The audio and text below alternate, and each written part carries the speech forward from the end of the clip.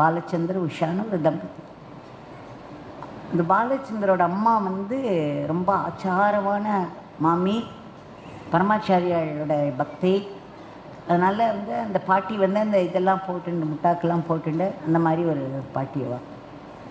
இப்போ பாலச்சந்தருக்கு பகவான்கிட்ட ரொம்ப ஈடுபாடு.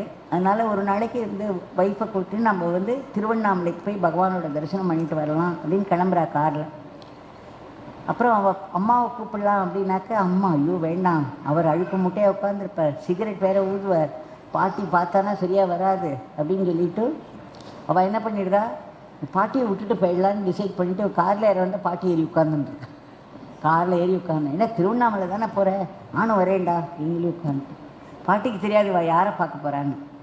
ஏறி உட்காந்துட்டேன். இவர் என்னடா இது வம்பு இப்படி ஆகிடுத்தே அப்படின்னு நினச்சிட்டே வர.